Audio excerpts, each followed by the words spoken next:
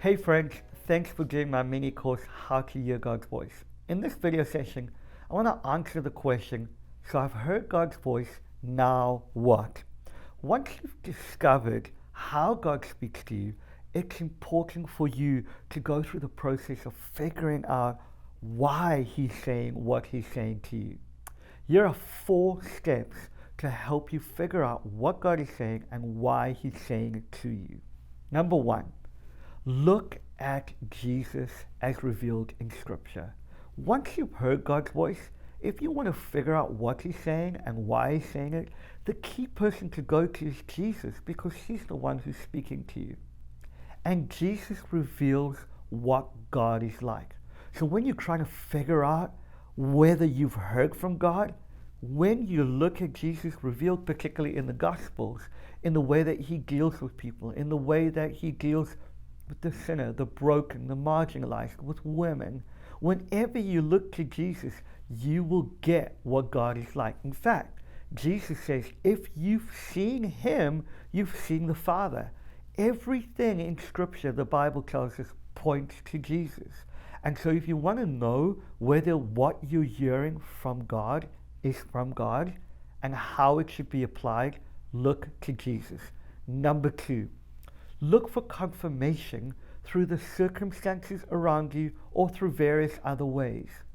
God often uses uncanny coincidences. God uses people to say some things. Maybe a particular phrase that you heard when God spoke to you. Maybe it's a moment of a number of events that suddenly join together and you're able to track the voice of God through that.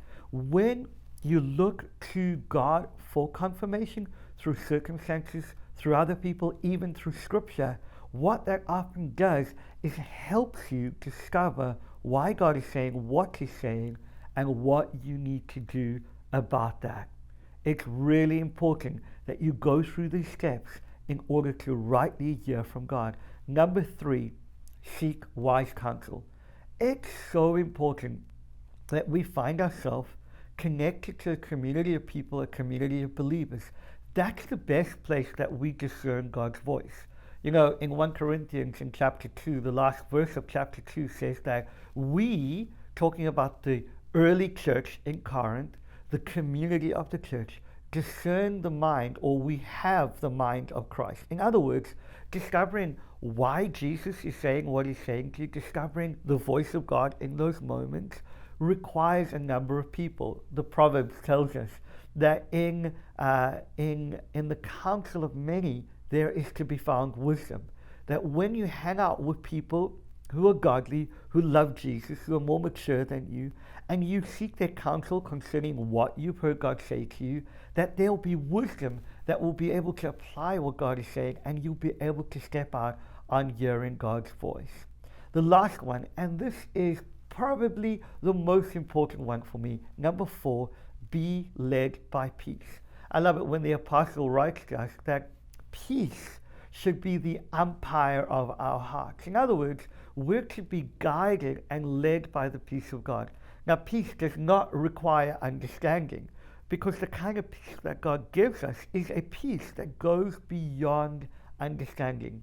When Kathy and I decided to move to the city of Boston to plant a church together, we had a whole lot of peace, but we didn't have any understanding. In fact, everything that could be against us was against us. We didn't have a visa. We didn't know how we were going to get here. Did we have the money? Absolutely not. Did we know what we were going to do with our kids' schooling? Absolutely not. There were so many things that seemed to be against us. And if we went on the level of understanding, none of those dots were joining up for us. But we did have an overwhelming peace, a peace that goes beyond understanding. And we were able to hear what God was saying in the season that we were in about moving to the city of Boston.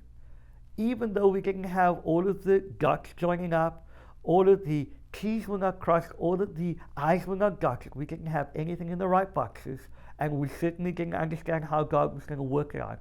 We did have peace because His word came to us. There were uncanny coincidences and moments that began to join our hearts in faith to where He was leading. We sought wise counsel from people who were more mature than us, and we felt peace. And when we heard God's voice and discerned it this way, we were able to step into our destiny. And the result is God is using us, even right now in the city of Boston. Those are 4 easy ways to help you know what to do once you've heard God's voice.